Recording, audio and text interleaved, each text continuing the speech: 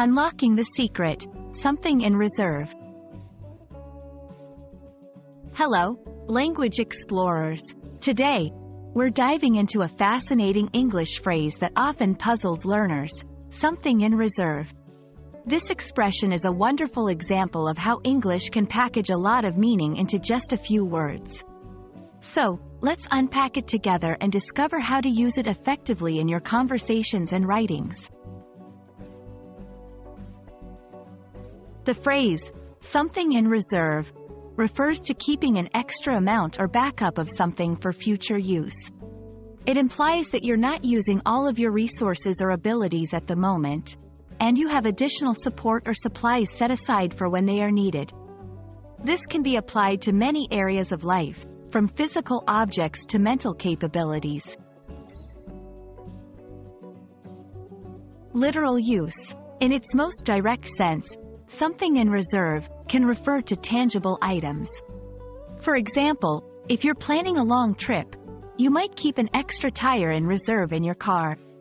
This means you have an extra tire saved just in case one gets punctured during the journey. Figurative use. Figuratively, this phrase can describe non-physical resources, such as energy, strength, or even patience. Saying someone has energy in reserve suggests they are conserving their energy for later rather than using it all at once. Let's see how this phrase works in various sentences to better grasp its usage. Financial planning. They always keep a sum of money in reserve for emergencies, ensuring they're prepared for unexpected expenses. Sports strategy. The coach kept his best player in reserve until the second half of the game, surprising their opponents. Personal energy management.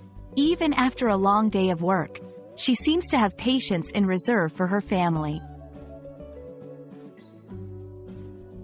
Understanding and using the phrase, something in reserve, can add depth to your English communication, allowing you to express the idea of preparedness and prudence across different contexts.